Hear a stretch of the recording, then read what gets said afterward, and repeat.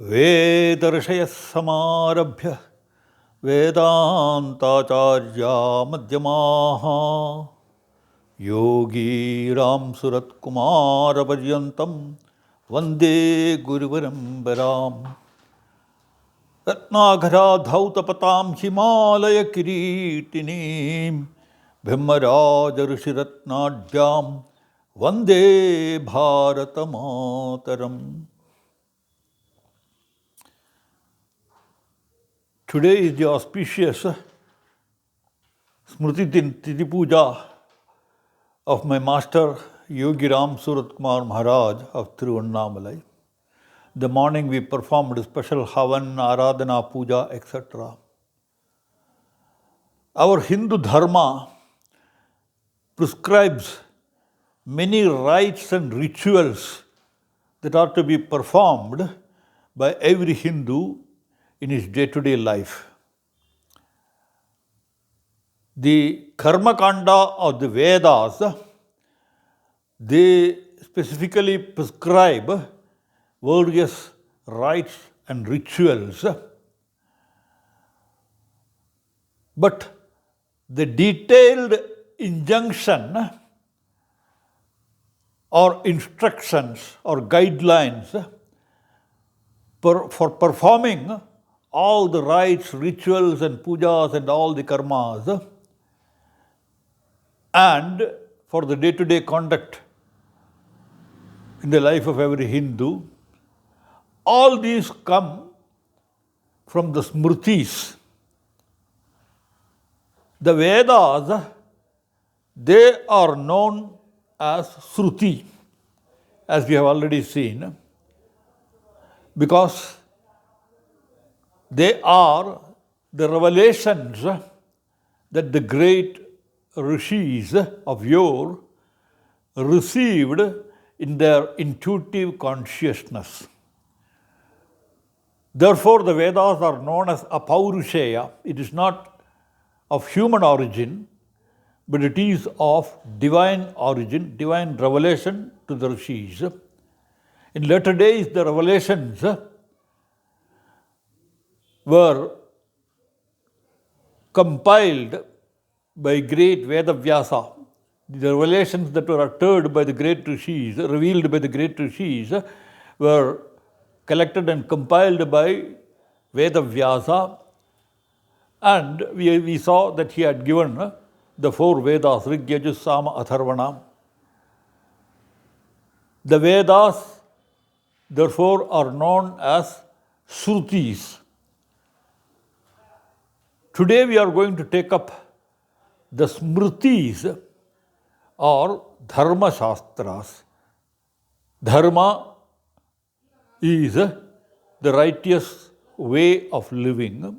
Shastra means the science or the injunctions that are to be followed while observing the rites and rituals and the day-to-day conduct of every Hindu in his day-to-day life.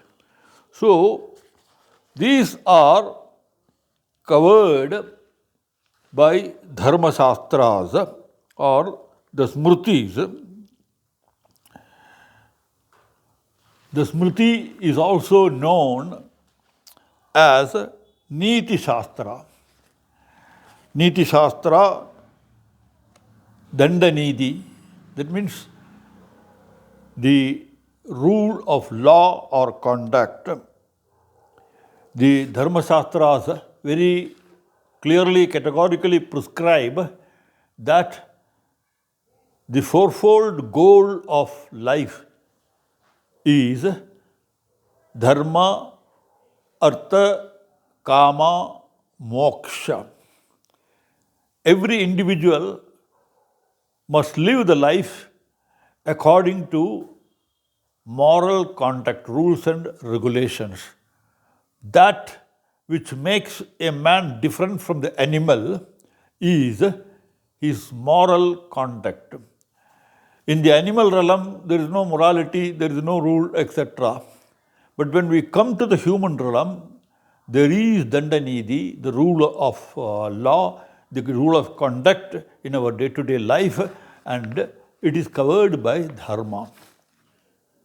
Of course, every human being, right from the beginning, he has to live a life exhausting the existing vasanas in him. These vasanas, they manifest in the form of his desires, kama. He has to fulfill the various urges, the mental, physical, all types of urges he has to fulfill before he starts fulfilling the spiritual urges. So, kama means desire, all the urges, they are to be fulfilled. In order to fulfill these urges, kamas, of course, a man has to seek the means. For fulfill the urge of hunger, thirst, I have to seek food, I have to seek water. For fulfilling my urges, mental, emotional urges, for setting up a family, etc., I have to go into the grihastha asrama. All these urges are to be fulfilled, the kama is to be fulfilled. But according to the Dharma Shastras, this fulfillment of urges, they must be based on the moral and ethical conduct prescribed by the great Vedic rishis in the Dharma Shastra. That's why we have got the rites and rituals called marriage rituals, etc. Before entering into the grihastha asrama, he has to pass through that marriage rituals, take the vow, marriage vows, etc. So, all these are covered by the Dharma Shastra. Once a man fulfills these three, dharma, artha, kama, in the proper manner, if he conducts his life, fulfilling all these urges, moksha automatically comes. He exhausts by living a full-fledged life based on dharma, satisfying the kama, acquiring the wealth or means needed for fulfilling the kama. Slowly, he gets rid of all these urges. We saw that in the brahmacharya, he goes and sits at the feet of a great master and learns the meaning and purpose of life. All the Dharma Shastra, Niti Shastra, Artha Shastra, everything is told, everything is taught to the disciple. During the brahmacharya, up to 25th year, he sits at the Gurukula under the feet of the master and he learns everything. All these Niti Shastras, Dharma Shastras, everything he learns from him. And then in the Grihastha Asrama, he fulfills all his acts, performing duties to the parents, performing duties to the teachers, performing duties to the fellow beings. All duties and responsibilities are fulfilled. He acquires progeny, he acquires wealth, everything during the Grihastha Asrama, and then he slowly moves into Vanaprastha, where he withdraws from all activities and starts contemplating, starts concentrating on contemplation, meditation, sadhana, spiritual pursuit. That is in Vanaprastha. That Vanaprastha age, usually it is said after 50 up to 75, he is in the Vanaprastha. And then he gives up everything, total renunciation, no activities, no dharma, nothing at all. Completely he merges in the divine and spends the rest of his time up to 100 years. Our Shastras say, Pachyema Saradasadam, Jivema Saradasadam, Nandama Saradasadam, let me live for 100 years. So these 100 years life is in these four compartments. The final phase of the 100-year life, the last 25 years, he spends in the sannyasa and ultimately he attains moksha. So this is the way of life prescribed by the great masters, and they gave us the Arthaniti, the Kama Shastras, and then the Varnasrama Dharma, the social rules and regulations, etc. Mantra Shastra for performance of rites and rituals, and there are also Ashwa Shastra, Gaja Shastra, etc. The way of keeping animals, keeping horse, elephants, etc., especially by the kings and emperors. So all these are covered by the Danda Niti Shastra, and it is prescribed in the Mahabharata also. The Danda Niti Shastra, they have all been recorded in various scriptures. The Niti Shastras, the primary Niti Shastras, they come under Manu Smruthi. Manu is supposed to be the first man, the first king, and the Smruti prescribed by Manu, it has been for the last thousands of years the basis of Hindu way of life. Even today, Manu Smruti is accepted. The Indian constitution, our Indian law, it accepts Manu Smruti as the basis for the Hindu Indian way of life. So Manu Smruti is the most important of the Smrutis. There are other Smrutis also. There is Yajnavalkya Smruti, Katyayana Smruti, Atri Smruti. There are various other Smrutis given in later days by great rishis.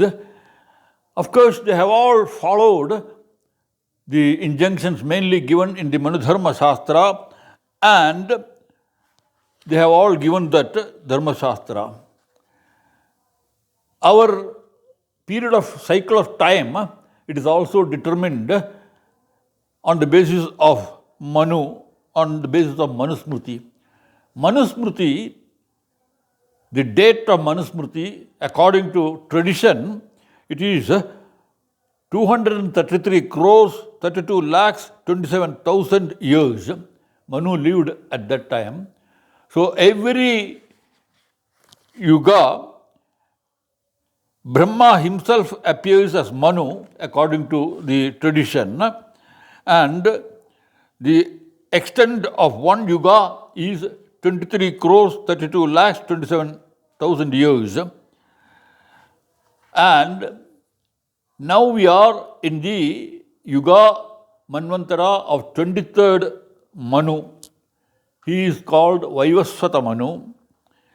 And in this Manvantara, 197 crores 29 lakhs 49,100 years have so far passed.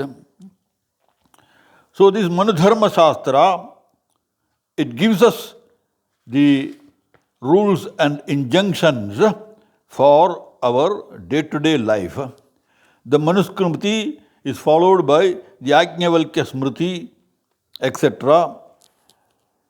Our scriptures very categorically say that all these Smrutis, they must necessarily follow the injunctions in the Vedas. The Smruti must invariably follow, they should not deviate from the original injunctions given in the Shruti. Shruti must be very strictly followed in a disciplined manner by the Smruti. Mahakavi Kalidasa, in his Raghuvamsha, he speaks about the Raghuvamsha Mahakavya when he is speaking about the reign of the great king Dilipa, who was the father of Raghu. He came in that Manu lineage, the great king Dilipa, who was the father of Raghu. Dilipa was given a cow, Nandini, by Vasishta, and he was enjoined, he was instructed to take care of that cow. Wherever it goes, he must go, because Dilipa wanted a progeny, and Vasishtha asked him to take care of that cow. And whenever the cow used to go to the forest for grazing, the king with his bow and arrow in his hand, he will follow the cow in order to protect it. And at that time, his wife, very devout and service-minded wife, she will also follow the king. Very beautifully Kalidasa describes Tasya Ghuranyasa Abamsulanam Padimbara. That devout wife, when she is following her husband into the forest, he says, Sruterivartam Smrutirenvagachat. Kalidasa has comparison, Upama Kalidasasya. Kalidasa's examples are, illustrations are very, very, very charming and attractive. They are the prime of Sanskrit literature. There he says, Sruterivartam Smrutirenvagachat. Just as the Smruti follows the injunctions of the Shruti, Sudakshina was following the king and the Kamadhenu into the forest. So, Kalidasa very beautifully points out that the Smriti must always and strictly follow the injunctions of the Shruti. Now we will see what are the main injunctions, main instructions that we find in the Smruti religious literature.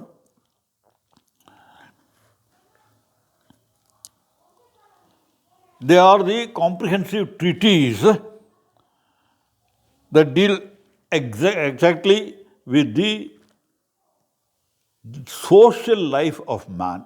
Not only individual life, it covers the social life of man. The author Manu,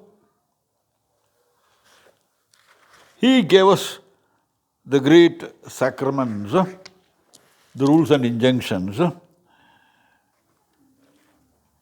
It is divided in several parts, in several chapters. Some of those chapters and injunctions we will have a glance. In chapter 26 of Manudharma Samhita, Manudharma Samhita has come out as a separate book today. It is available. And the 26th chapter, Manu speaks about the rules that a man must observe when he is in the society. When we say about society, the society consists of our elders, our brethren, and the younger progeny. That relationship, how to maintain that relationship among the members of the society, he very categorically says in that chapter, in second 119th stanza, in the second chapter, 119th stanza of the Manu Smruthi, Manu says that the younger generation must always respect and adore the elders. Because those who are elders, in the Bhagavad Gita also Krishna says, Yajjat acharati sreshtaha tattatevetaro janaha. Sreshta means elderly people or noble people. Whatever they do, it is followed by the other people. Younger generation, we always look to our elders for our day-to-day conduct. How my father, my mother, my elderly people behave, I follow that. And therefore, the younger generation must always have respect and regard for the elderly generation. Therefore, he says, a younger boy, when he gets up early morning from the bed, he must go prostrate before his father, mother, take their blessings, and before he goes for studies or work or anything, he must take the blessings of the elderly people. When he goes to the Vanaprastha, when he goes to the Gurukula, he must prostrate to the Guru, Sastanga Pranam. He must do all these contexts, how the younger generation should adore and worship the elders. That is very beautifully explained in the Dharma Shastra. Seniors, very humbly, they must always greet our parents, aunt, sister-in-law, mother-in-law, all of them, all are to be revered and respected according to Dharma Shastra. In the 4th chapter, 45th stanza, it gives the injunctions for my day-to-day life. In the morning, I take bath in the river or a stream or in a pond. Even injunctions are given there. When you go for a bath, it is very clearly pointed out that you should not be naked. In Western countries, they will remove the clothes and go under the pipe or shower. But our injunctions, Manu has specifically, you should not take, when the water is poured on your body, you should not be naked. And you should respect and revere the water in which you are taking a bath. Before entering a river or taking bath in a pond, we usually say, Gange Yamune Chaiva Godavari Saraswati Narmade Sindhu Kaveri Jilesmin Sannidhim Guru. We invoke all the rivers of our land, Ganga, Sindhu, Kaveri, Yamuna, Saraswati, in the sacred water, in the water in which we take our bath. So the water is very sacred, and invoking all the rivers, river goddesses, into that water, I say, Gange Jamune Chaiva Godavari Saraswati Narmade Sindhu Kaveri Jilesmin Sannidhim Guru, Ganga Sindhushcha Kaveri Yamuna Saraswati Reva Mahanadi Goda Brahmaputra Punatamam. I say, you all purify me. It is not ordinary water that I am pouring on my body, the great sacred waters of the rivers. I pray, please purify my body, mind and intellect. So that prayer in day-to-day life is very clearly, categorically pointed out. And there are injunctions regarding keeping the purity of the air. And it is said that even when you go for ablutions, etc., we should not defecate in the open. We should not destroy the purity of the nature. So, care must be taken. Purity, we should not dump unwanted things in the open and destroy the purity of the area. Today we have social scavenging, etc. Even the corporation or the municipality says don't throw things, put them into the dustbin and do not pollute the place where you stay.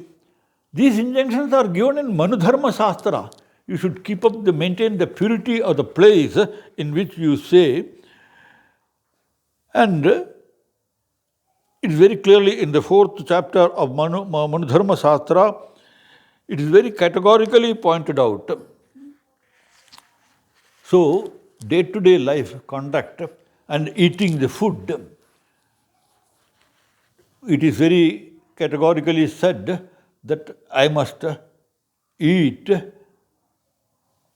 only that type of food, sattvic, which gives me energy for the body as well as good thoughts, etc. Polluted food, degenerated food, they should not be taken. So it is very clearly the injunction is given.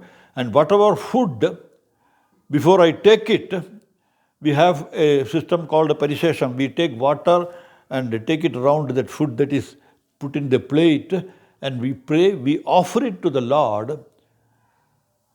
Yad karoshi yadasnasti yajjuhoshi dadasi yat tat kurusva matarpanam. In the Gita, Krishna has said, whatever you eat, even that is to be offered to the God. That is called parishesham. First offer it, and then we take the food.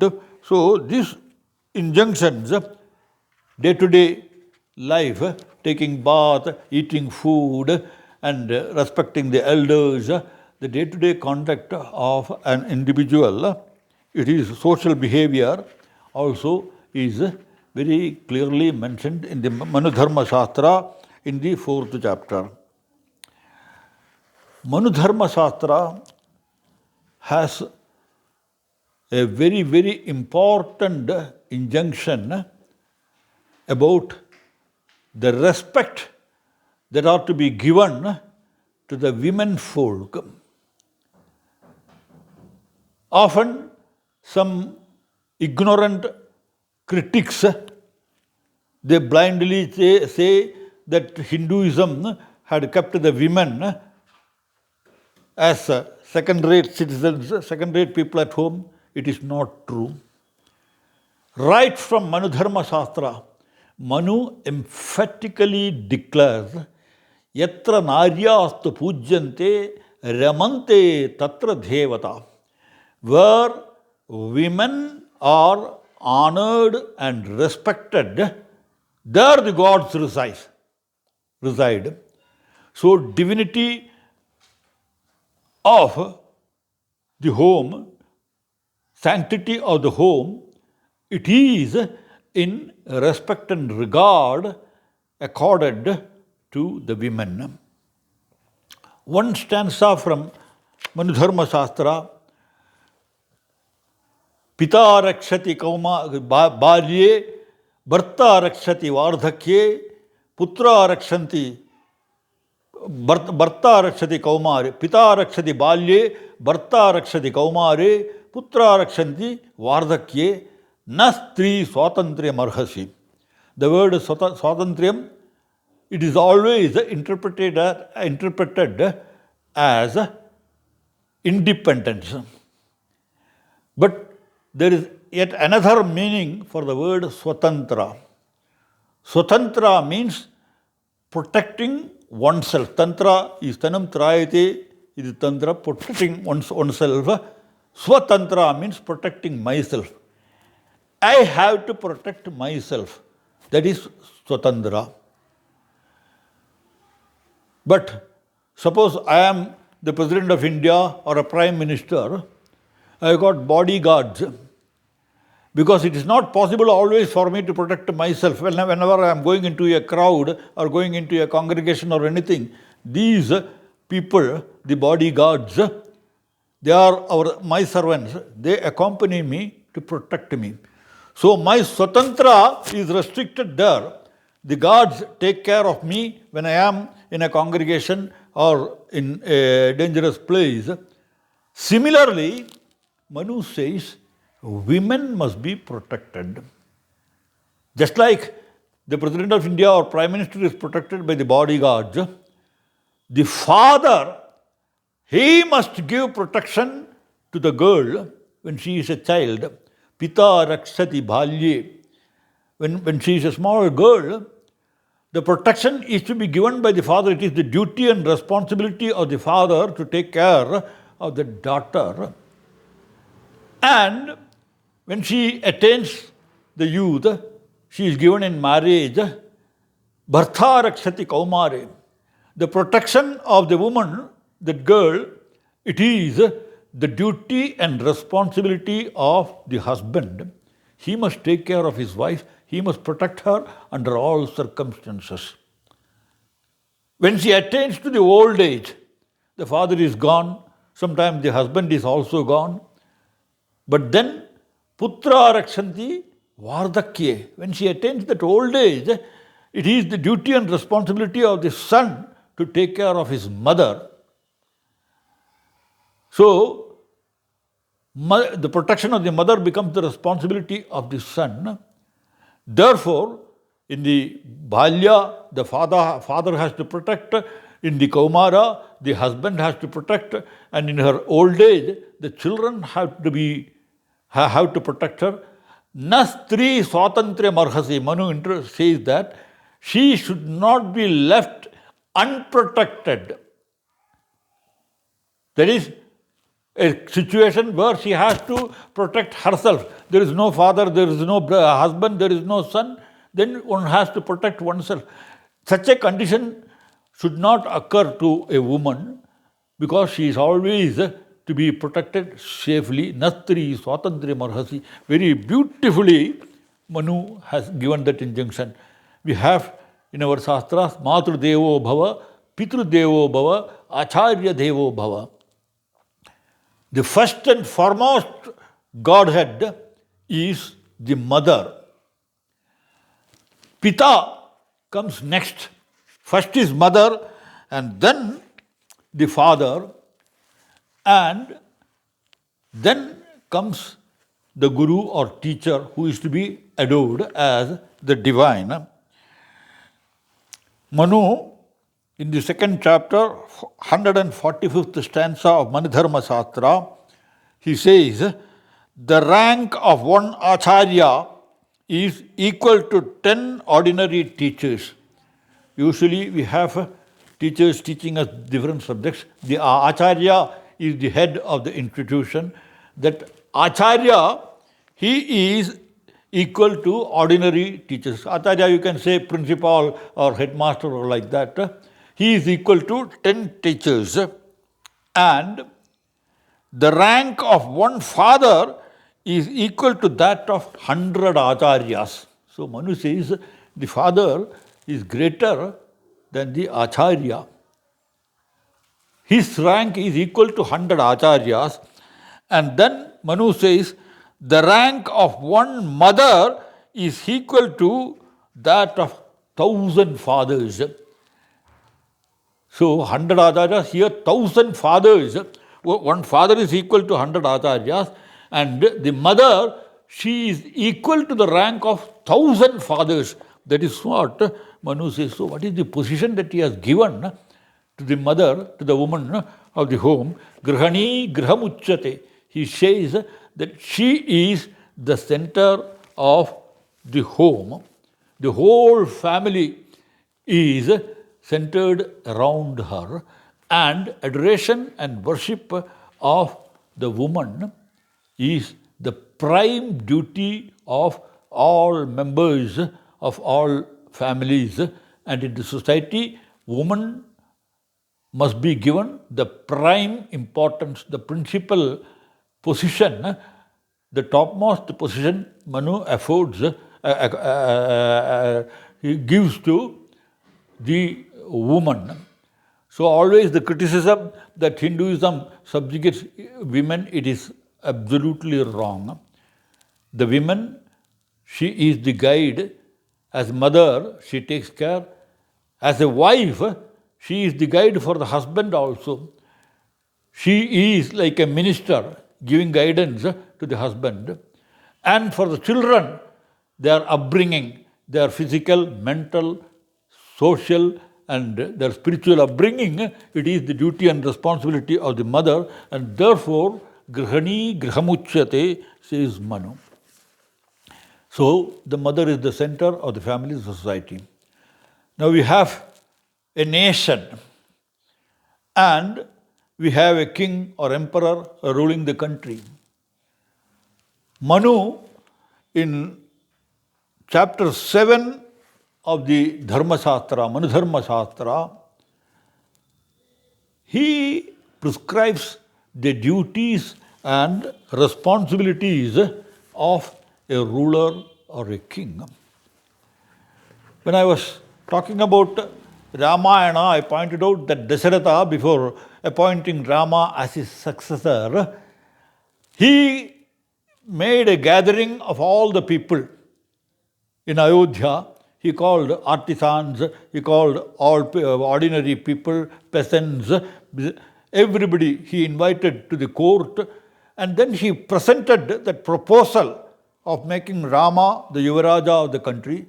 He made that proposal in front of the people, and once the people gave that accord, yes, he will be our ruler. That is our democratic system. Most ancient democracy is ours. There the people decide who should be the king or emperor, unless he is a man of character, integrity, and strength and might, he is not chosen as the king or emperor, and the people have a great role to play. So, the duties of the king, the Kshatriya, the member of the ruling class, he is entrusted with the responsibility of protecting the subjects. And Manu very categorically says it is the duty of the king or emperor to protect the subjects from chaos, calamities, from war from outside or from internal calamities. It is the duty of the king to give full protection to the people.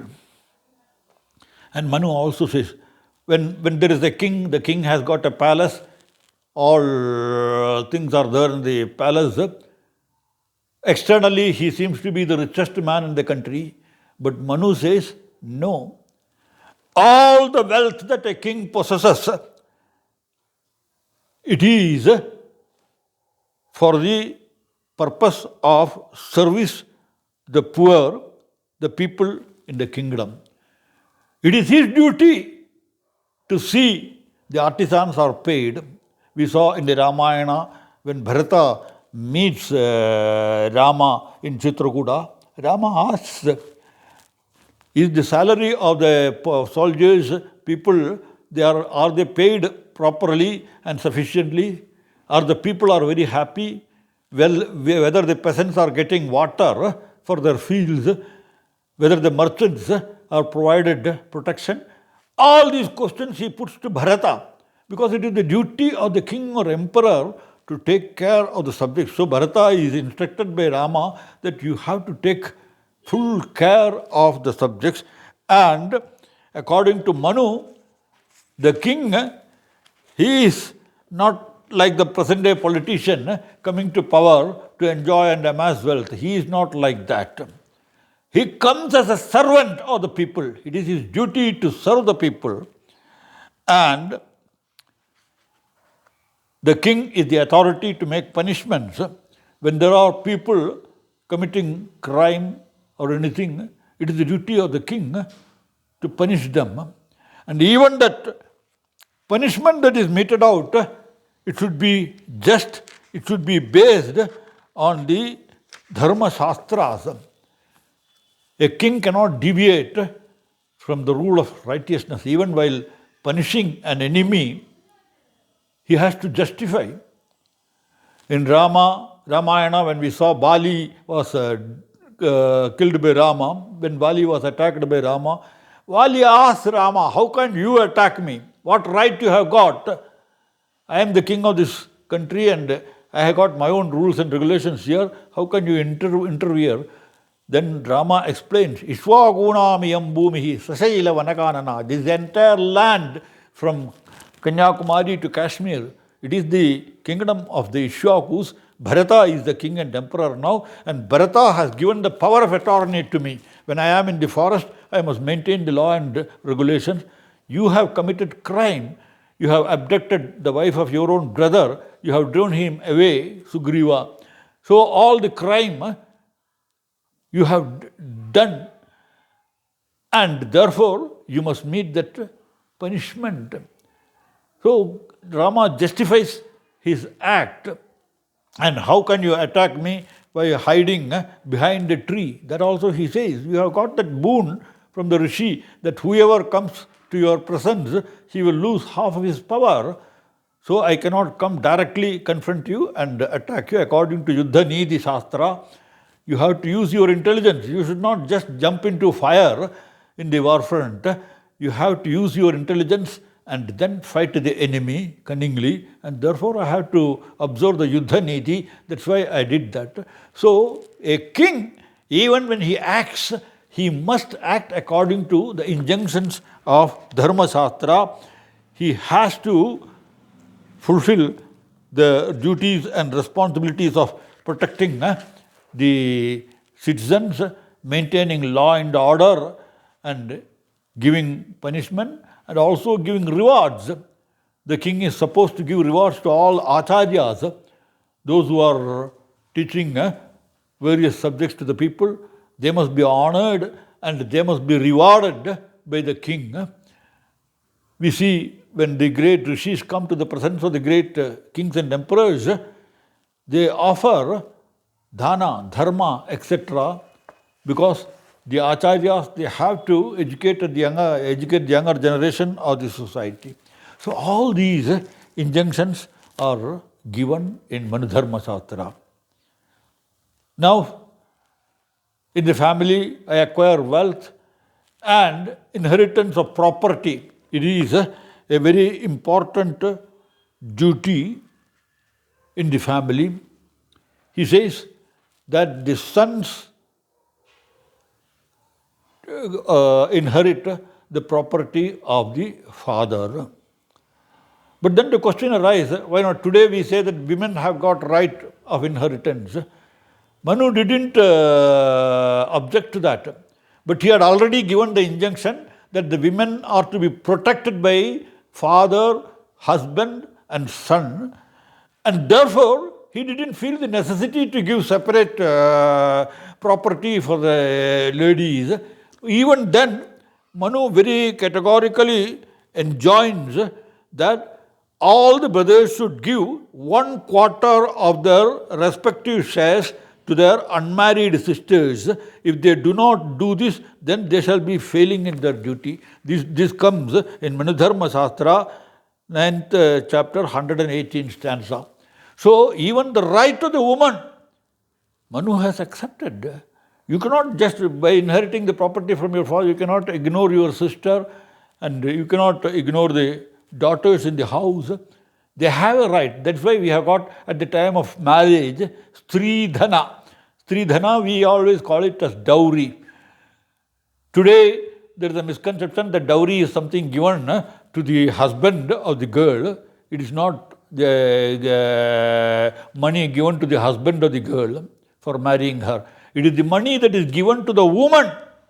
The dowry is the property of the girl getting married. It is not of her husband. So Manu has very clearly given all these injunctions. Even for the women, the right is given.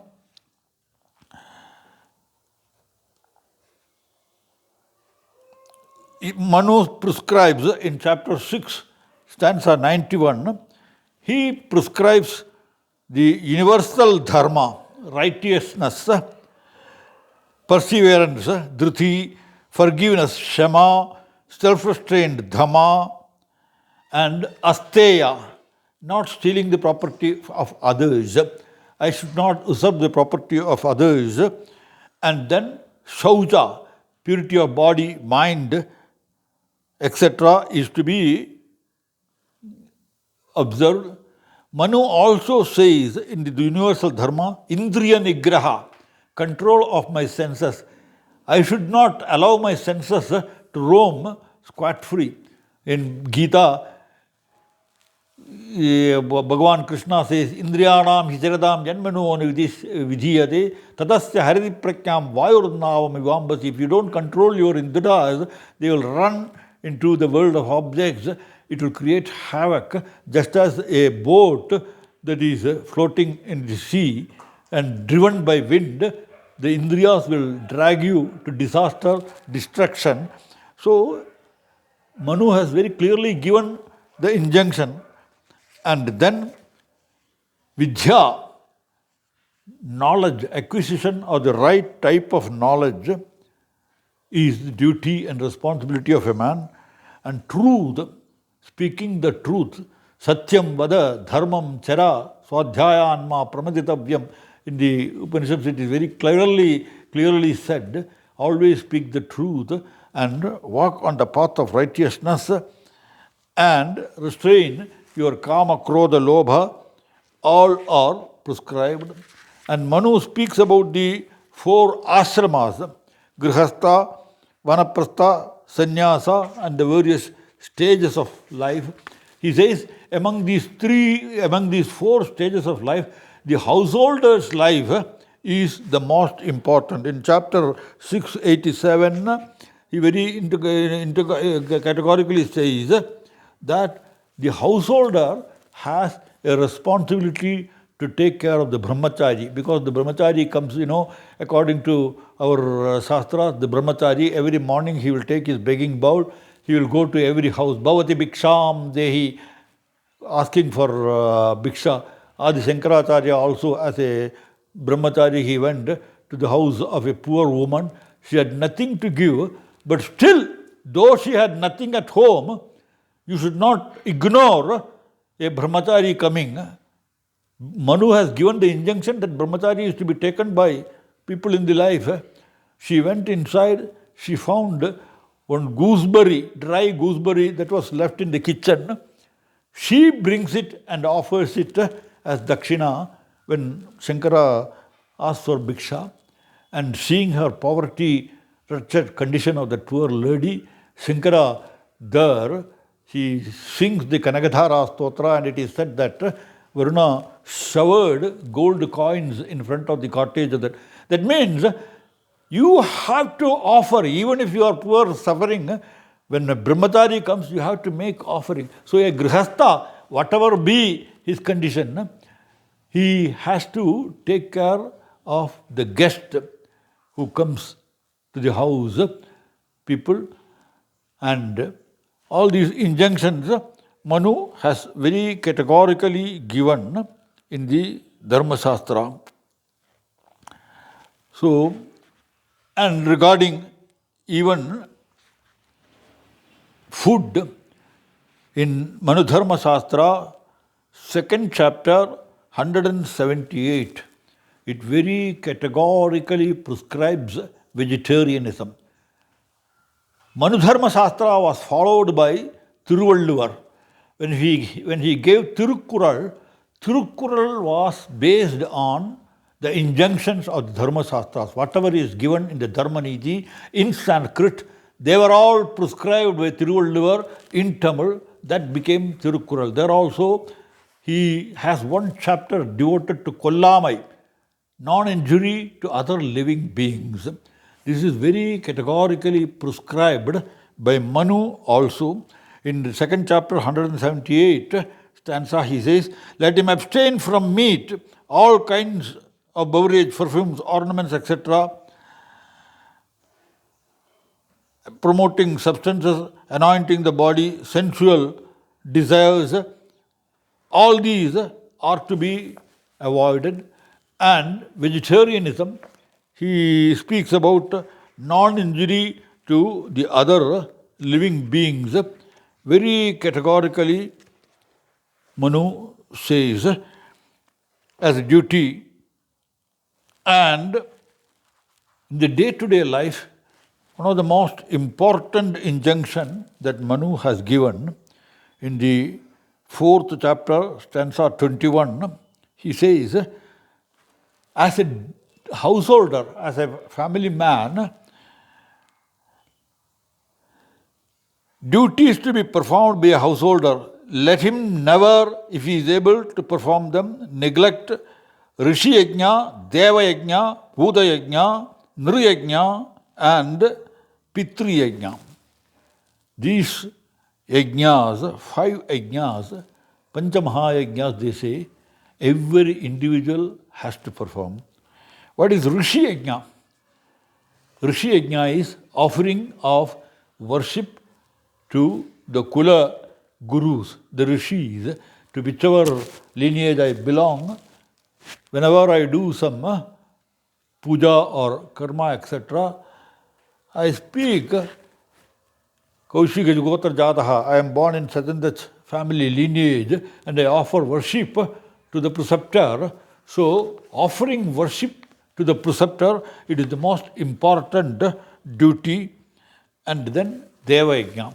After Rishi Yajna, offering, even before offering worship to the gods, I offer worship to the gurus.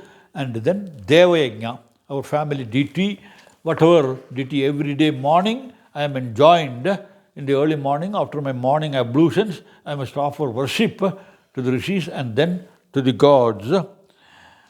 And next to Deva Yajna, Bhuta Yajna, for all living beings, I have to show love and compassion. Whenever we have some ceremony in our house, we offer food to crow, we offer food to the cow in the morning. Go puja is done, food is offered to the cow, and for all living beings we make offerings. That is Bhuta Yajna. All these are manifestations of the divine. That consciousness I must have in my heart, and therefore that is prescribed. And Nriyajna, a grihastha, when the food is cooked in the house, in the Gita also Bhagavan very categorically says that those who cook food for themselves, they are sinners. I should not cook food for myself. I must cook for others. The grihastha in the morning after preparing the food, he comes out of the house, he looks around whether there is any poor man or any stranger or any guest or anybody. First feed him and then only you have to take food. It is very beautifully enjoined by Manu also in this chapter 4th, 21 stanza. You have to feed the poor and hungry before you yourself take food. And then one of the most important things he says that Pitru Yajna. I always must remember my forefathers. Amavasya, I do tarpana, I offer offerings to my father, grandfather, great-grandfather, and the elders in the family. Like that, my maternal grandfather, maternal great-grandfather. For all of them, we offer tarpana, and on auspicious occasions also we do that tarpana, etc. We go to the rivers, there also we offer tarpana to our pitrus. So Pitru Yajna are respecting the elders and making offerings to them, remembering them. That is very beautifully prescribed by Manu.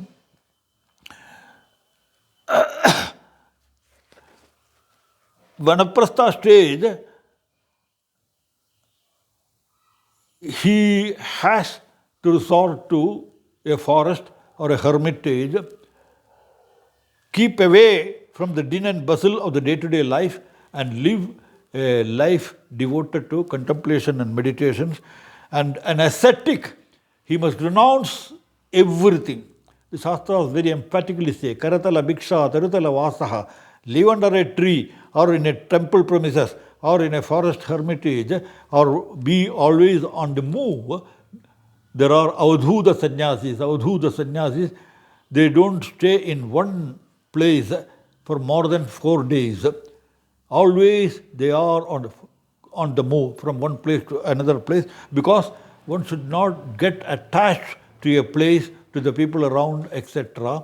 And therefore it is prescribed for a sannyasi. And in our day-to-day life, we find, suppose there are some soldiers, men who are in the war front, they have to take food. They take food, even non-vegetarian food is taken by army people, etc. Kshatriyas, they have a right to hunt animals and eat. Because Manu has, though he has prescribed non-vegetarianism, vegetarianism as the ultimate goal of life, non-vegetarianism, sometimes a man resorts to it to perpetuate his existence. Suppose one is in a helpless place, no other food is available, whatever is available he has to consume, even a non-vegetarian food he consumes in a forest or anywhere like that. But Manu is very clear. In the Grihastha asrama, you take, if you are a soldier, according to your position, tamasic food, rajasic food and sattvic food. This tamasic food is taken by people who are in the lower rung, the hunters, the forest dwellers who hunt and eat food. They are permitted to eat non-vegetarian. Kshatriyas are permitted. Then there is tamasic food. Rajasic food is there. In the Rajasic food, even very pungent pepper, all these things, they are considered as Rajasic, that creates some vigor. It is also allowed for the kings and emperors. But he says, when you evolve to a higher stage, you have to avoid such food. For a sannyasi, total prohibition. He should not go in for the tamasic or rajasic food. He must eat only most sattvic food. So in our ancient Indian culture, the sannyasins who used to live in the forest, it is said that they will not pluck a fruit from a tree. While plucking the fruit from the tree, you are injuring the tree. Therefore, they will wait for that fruit to naturally fall down, and when the fallen fruit, they take it and they enjoy it. For a sannyasi, that type of ahimsa is prescribed, that injunction. Even plucking fruit from a tree is prohibited for a sannyasi. Manu says he must live such a sattvic life. So, tamasic, rajasic, sattvic elements in our day-to-day conduct.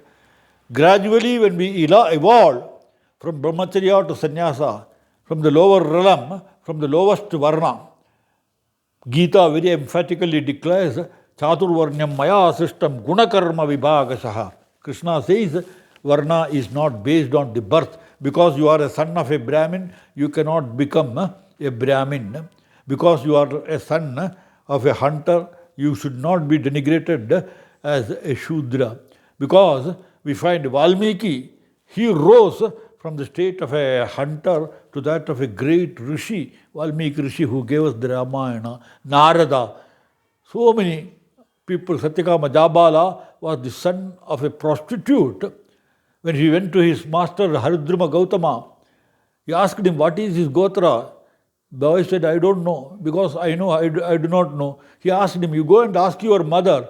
The boy came and asked the mother, what is my Gotra? The mother said, my son, I do not know who your father is, to whom you are born, because so many others were, I am a prostitute, so many were coming to me, I do not know your father's name. The boy, Satyakama Jabala, he comes to his master Haridruma Gautama and he declares, Sire, I asked my mother, she says she was serving several people and at that time I was born, she is not sure who my father is. Haridruma Gautama immediately embraced the boy, said, you are a Brahmin. How Gautama came to that conclusion? Satyam vada, speak the truth. That is the quality of Brahmana. So you have got that highest quality. Satyam vada dharmam chara, not to speak lie, to observe the rule of righteousness, and therefore you are a Brahmin. I will teach you everything. And Jabala became a very great Rishi. So this is our culture. Even if one is born in the lowest rung in the social ladder, he has a right to rise up, attain to the highest position of a Valmiki or Vyasa. Vyasa was the son of a fisherwoman, we all know. So you have the right to go up. And like that, people who are even born to Brahmanas, Pura Vaisravasa Putro Ravano Nama Rakshasa. Ravana's forefather, he was a great Rishi, but what happened to Ravana? Though he was born of a Brahmin, from Brahmaniya, he went to the realm of a Rakshasa. So that is a fall. And we find Hiranyakasipu was a Rakshasa, but his son Prahlada, by his devotion and service to the Lord, Prahlada became the highest Brahmin, the one who had realized the self. So Manu very categorically points out that even people in the lowest rung, they can rise to the topmost position. Often it is said that Manu is responsible for this social discrimination of people, keeping Brahmins high and Shudras down. It is all wrong interpretation given by the Westerners especially. It is not in the scriptures. The scriptures are very categorical, clear. All are born as Shudras, and by our actions, by our daily, day-to-day conduct, we rise ourselves up in the ladder, and the injunctions for this way of life, from Shruti, it came to the Smrutis, the great rishis remembered them and they prescribed in Manu Dharma Shastra. Similarly, there are other Smrutis, Parashara Smruti, Yajnavalkya Smruti, Atri Smruti. All these, they very beautifully give us injunctions for our day-to-day life. So the Smruti is the constitution, the code of conduct for individuals, social leaders, kings and emperors, and even for the highest realized people, they have to observe the code of conduct in their day-to-day life. So this is the sum and substance of the Smruti Shastra, Dharma Shastras. From now onwards, we will go advance to other aspects of Hinduism. In the next class, I will take up how Buddhism, Jainism, Charvaka and other systems of philosophy have arisen from the foundation of Vedas, Upanishads and from the Dharma Shastras. Jai Sri Ram, Vande Mataram.